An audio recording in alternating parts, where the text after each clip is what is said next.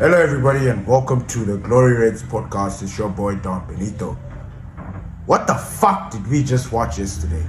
Honestly, and don't get me wrong. I don't want anybody to come here and start saying that. But you are the positivity merchant. You are the guy that's been saying, "Hey, believe in the team." Yes, I am, and I am going to take that to the grave with me. I'm here to defend and destroy, because what I watched last night was absolutely bullshit. I've never seen anything like that. And I am getting stories that game against Brentford, the one before Tottenham, was exactly like this. Or maybe even worse. Oh, this one was worse. I didn't watch that game because our country was shut down. But anyway, my point is, I can't believe that was the performance that we put in there yesterday. Absolutely not. No fight, no desire, no hunger, no togetherness. Everybody was out there for themselves. It didn't make sense. Now, I am frustrated. Just like every other Manchester United fan. I don't want people to start saying, "Oh, but you're saying the system works," because I know that's what I'm going to get. The system works. That is a fact. Nothing and no one is going to tell me otherwise. But do these fucking boys turn up? No. This was it. Yesterday, they just didn't turn up. There is no excuse. There is no hidden agenda. There is no some sort of a secret society, whatever. No, there's no bullshit. They just didn't turn up. It was Monday Night Football. The game, they didn't turn up. That's it. I'm not gonna blame Senny Lamens for that goal, because he did everything in his power. He actually parried it away. The power was just too much. But the problem is, how the fuck did we get to that point where 10-men Everton are charging at us, coming at us as if we are the ones who are 10 men? How? I believe I am being punished. I'm superstitious. I told you guys. You guys know me. When it comes to the game that I love, I'm superstitious. Now, this entire weekend, I have been shitting on my rivals. I won't lie to you. Liverpool? Are you kidding me? I have been enjoying the defeat. The Man City defeat also caught me by surprise, but I've been enjoying the defeat of my enemies. And then the football gods are like, "Hey, Benito, I can see you're getting too big for your boots. Let us humble you." Was that it? Because I am humbled. I sit here preaching positivity. Let us stay behind these boys. Amorim is the guy. These boys are the shit. Everything I am preaching. And then they go and insult my intelligence like that. They go and insult your intelligence like that. All those people that knew that we're going. Because, again, here's just another scenario or another situation that makes you feel even bad. Because even after we were down 1, first half, I can guarantee you that most of the Manchester United fans, at least 80%, thought, you know what? Second half, these guys are going to feel it. I can guarantee you that. There was that feeling like, look, Ruben is going to go into that dressing room and heads are going to roll. Boots are going to fly. TVs are going to be broken. Fists are going to be thrown. That's what we are. I won't lie. I was comfortable yesterday's game, right up until the 75th minute. Because when we got to the 75th minute, I looked at our energy. I looked at our tenacity, how we were moving that game, and I could tell right there and there. In as much as I still believe, right up until extra time. Okay, like I said, 75 minutes, at that point, I knew we were not going to win this game. But after 75, that 75 running that clock around until 90, whatever, I had hope for an equalizer. Because I said, look, I will I will take a point any day, rather than nothing at all. And like I said, it's going to take some bizarre situation to happen for us to lose. And yesterday was a textbook of that. I can't explain that game. I can't. The only thing I can tell you is that these boys didn't turn up. You see the game against Man City? Where Man City pumped us 3 with no response. And those guys were just chilling. This was that. Yesterday's game was like that. Europa League final against Tottenham, where we should have won that game. But no, those guys didn't turn up. Like, no one was there. No one. That was that game. I can't remember another game where these boys absolutely bent over, spread them cheeks and let people have it. Yesterday was it, and it was so painful to watch. Casemiro, the first 5 minutes of the game, he's making a lunging tackle. What the fuck? Our defense yesterday, our pride, Delict, Euro, Shaw, confusion. I don't know where, the jitters. I don't know. But the more I kept watching the game, the more I kept thinking, it's that Old Trafford effect. Because these boys, they've been talking about this bullshit. That when they're at home, there's some sort of nerve. But I thought we overcame that. I thought we overcame that nonsense. I did. But again, Manchester United players decide, Bruno, where's my skipper? Every time I need my skipper, he's not there. Now, yesterday he hit some shots there and there. Correct me if I'm wrong. Please leave a comment down below. Bruno doesn't shoot as much as he used to shoot. Now, you can blame that on the positional sense that he's been put in. But remember that argument I was saying that Bruno used to score worldies from that midfield position. Yesterday, him hitting that was just one of those things of like, why did you stop doing it? Why? Why did you stop doing it? Patrick Dogo, I swear, I do not understand this boy. I don't understand what we're trying to groom. I don't understand what we're trying to build. I don't. Ahmad yesterday, again, he reverted back to his madness. What the fuck? Mazraoui is taken out and people are going in on him. Xerxes. Now, Xerxes, I will admit that maybe that one I did rush him. Because I remember in the group, Thibaut was like, look, hey man, this guy is going to, Chitambo was like, hey, this guy is going to struggle. And I was like, but how? Why would he? His little cameos, these off the bench things, they've been good. But I don't understand why I didn't deep it like that. And it really passed me by, and I'm kind of annoyed by that. But again, even with Xerxes standards, even with his standards, he had a not bad game. And can I ask, where the fuck were all those crosses coming from? Can we explain when Sheshko needs those crosses, there are no crosses. When all the fucking strikers that have been at Manchester want those bananas, they don't get those bananas.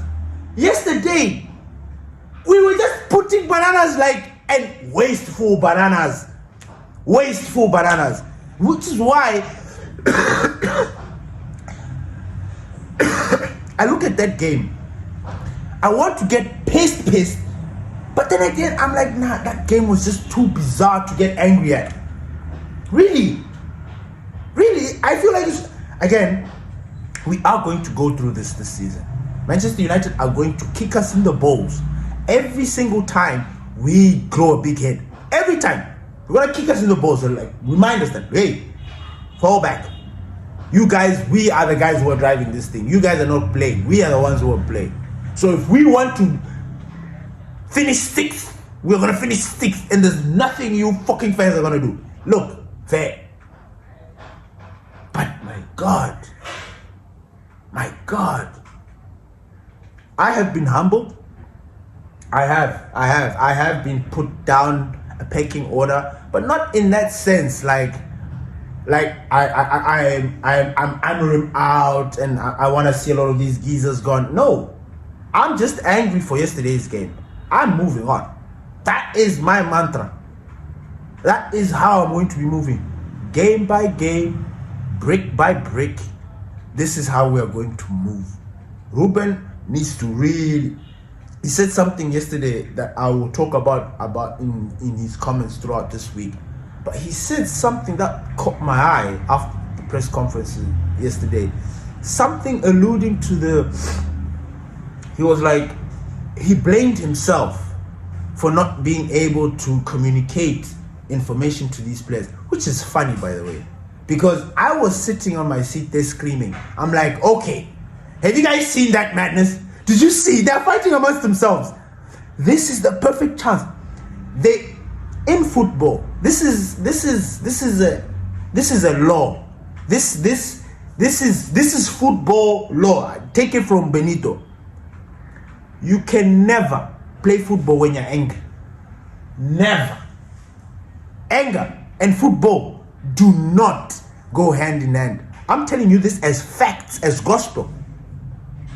Whenever you see a team, man, I thought this was common knowledge. I thought this was basic knowledge. I thought this was common sense, whatever you want to call it.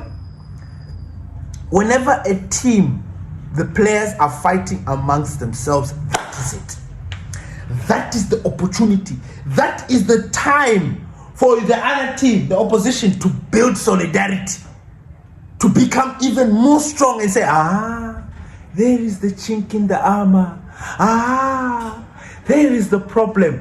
And we attack. Now, Ruben Amorim, can you imagine our sweet gaffer? He's apologizing to us for not being able to communicate that message to the players. As in, he was saying, I am sorry, I didn't communicate it well to these boys. I thought these boys were going to get, what the fuck? We all thought that. Every person who has got a brain that watches football would have said, look, these boys' heads are down. And there was an opportunity, there was a moment, there was a gap. There was a moment. And we fluffed that moment like spectacularly. We fluffed that moment. And from that moment, it became so bizarre. Because even after that red card, Evertonians were shocked. We were shocked. The game had this somber feeling, almost like of uncertainty. Nobody's doing anything. It was almost as if like they were waiting for that spark. Hey, Drewsbury Hall, bang, the spark is there. Let's fucking go, United, This is it. Momentum shift, change. You wanted somebody to wake you up like you did season after season, This is it, This is it. Let's go. We start. But there's no venom, there's no bite, there's no. It's just back, side to side. Like. Yesterday was so frustrating. I feel bad for the gaffer, I really, really do feel bad for him because, he's at the helm. He's the one that's getting these pelters. I do not think he picked that team to lose yesterday. I looked at that starting lineup and I was happy. Yes, Dogu was there, but I was like, look, we are united. I won't lie to you. I was very happy with that starting lineup. I wasn't worried. Now you guys can come here with your theories and start saying, yeah, you were worried. Fine, I'll take it. Because we've lost, I will take it. I will be humble and take it. But I'm not going to sit here and accept bullshit from fans, from people that are just saying that, this is a whack team. I'm not accepting that. I'm not. I will defend this team. Especially this season, because people are taking a piss. When we win, and they'll be like, it's luck. When we lose, this is when we start getting the pylons. Now, I want people to understand this. This is a rant. I'm allowed to do this. I am allowed to complain and cry and shout and get frustrated, get in Bruno's face and be like, Bruno, why didn't you lead the team yesterday? I'm allowed to do that. I am. I would do it. But my love, what we've built right up until this moment, I'm not going to take it. I'm not going to throw that away. No.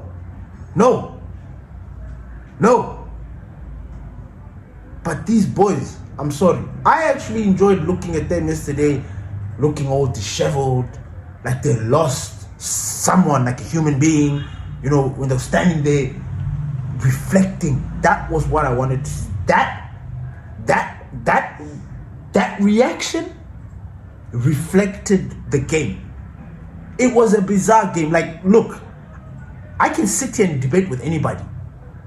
That game was just one of those, you can pick it apart, yes, but it was one of those games that was just bizarre. And it was bizarre because our boys didn't turn up. I'm sorry.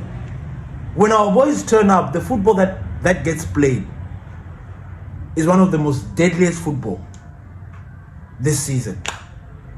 The numbers speak for themselves. So I'm not going to sit here and act like, they just didn't turn up. And how many times this season have our boys decided not to turn up?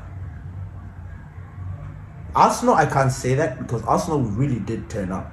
We just didn't score.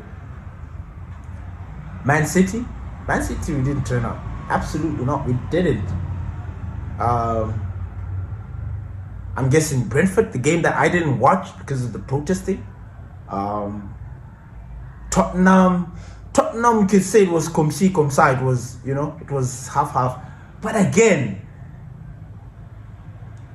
in a rebuild season or a season where we're trying to find our footing and everything, games like this we're supposed to win. We are supposed to win, or at least draw.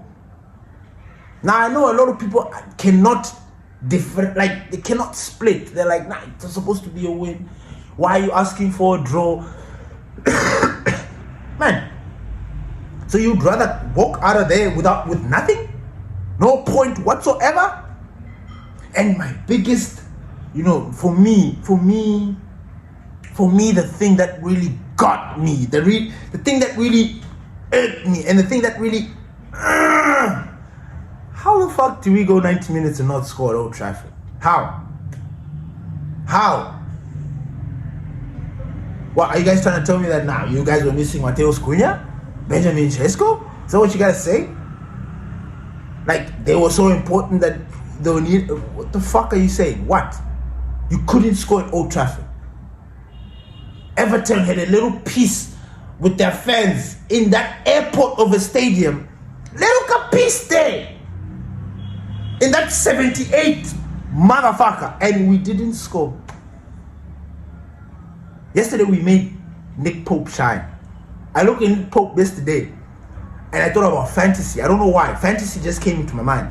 And I'm like, damn, Pope is going to, he's raking in the points. And I snapped back and I'm like, fuck, we need to score this guy. We need to score. Why are we not scoring? There is no problem at Manchester. There's no serious problem. Like, it's just a moment of whether these boys turn up or not. And can you believe it? Our gaffer has not even cracked that. So if Ruben Amorim has not yet cracked, who are we? Who are we? People are gonna go in on the gaffer. Hey, the gaffer, he picked the team. Fine. He picked the team yesterday. Do you think he picked the team to lose? It's like the time when Eric Ten Hag was picking the team. And I'm asking guys, do you guys think this guy's picking this team to lose? Do you think he's picking it in the mindset of like, look, okay, if I bring this player here and this guy bring this player, this guy is going to allow the opposition to score? What? No. But yesterday, it just wasn't it. And, yesterday, when I looked at Casemiro, I was upset. I was upset in the sense that I wasn't upset at Casemiro. I was upset at the fact that they're trying to keep him. Like, Casemiro, like I've said, I've always given him his respect, his flowers, everything. Like, look, and I don't even want to have bad blood. I don't want to have a Di Maria kind of situation with Casemiro. I respect him too much to end up hating him. Does that make sense? And I've always said, look, let this guy go. Like, he's running his contract, bye.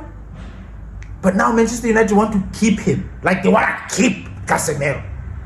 But on very reduced wages. Now, that already poses a lot of problems because it's going to stunt the growth of certain players. The academy, Maino, Shea Lacey, it stops the Glazers and the Ineos from actually going to make those quick purchases because we're building a team around the slow Casemiro. So yesterday I looked at Casemiro and I got upset, proper upset, not at him, but at his situation. And I'm like, dude, you're not even helping yourself with these tackles and these lunges and, you know, these missed passes. You know, I was getting upset, not at the player, but at his situation. You understand? Like, that's how frustrated I was. But no way am I going to start, hey, get Casemiro is shit. No. I was frustrated at him. And I was getting angry at the whole fact that Manchester want to keep him. Keep him for what? Did you see what happened yesterday? Yesterday's situation, our midfield got run through. That was the problem. Yes, our midfield was absolutely eaten up. And guess who ate it up? James Garner, our former player. Young boy made Bruno and Casemiro look like they were not there. Now, here's the mystery to this whole weird thing. Everton were able to put in a performance like that. A man down. Idrissa Gana Gueye is a very good player for Everton. Hey, he's a very, very good player for Everton. Very good. Midfield, he's there. Now, he was in that pivot with James Garner. So he got removed, and we still failed to dominate that midfield. We failed. Absolutely failed. So it means if Ghana was there, that would have been a different story. So that was now the thing that was making me upset. Because I'm looking at that midfield of Bruno 30, 31, 32, Casemiro 34. We want to keep them. Like I understood for this season because we already missed out. This is the last season for these guys to do whatever it is that they have to do. But other than that, we are going to change. We're going to reinforce. You know? But now it looks like we're keeping them like nah. And that was what was pissing me off because I was looking at that and then I was looking at the grand picture of everything. I'm like, this is Manchester United. We want to keep aging players in the club for what reason? For the experience? Where was the experience yesterday? The experience to get us out of this problem. Where was it? Where was it? When we always scream experience and blah blah blah when it suits us. Where was the experience yesterday? Where was the experience with Bruno Casemiro? Where was it? We want to keep the experience. Big shout out to Kobe Mainoo. He didn't look particularly bad. He didn't look particularly good. He was just right there. But I looked at his performance and I was thinking to myself, why didn't he start? Why didn't he start? Now, don't answer that. He was injured. He's injured. Yeah, he was picking up an injury, you know. So he had to be slowly ushered into the team. But now, I'm looking at that and I'm like, look, Kobe Mainoo needs to play the next game. He does. He does. We're playing Crystal Palace. Oh my days. We're going to be facing Kamada, Adam Wharton, who's that other guy? Yeremy Pinto, Sa, Mateta, Derry, Mitchell, Munoz. Guys, that Crystal Palace team is on fire. We're playing away. We're going to Crystal Palace. If we're playing like that, I don't know. Thank you everybody for listening to the Glory Race podcast. It's me, Don Benito. Yes, I am upset, but I still believe in the boys. Peace.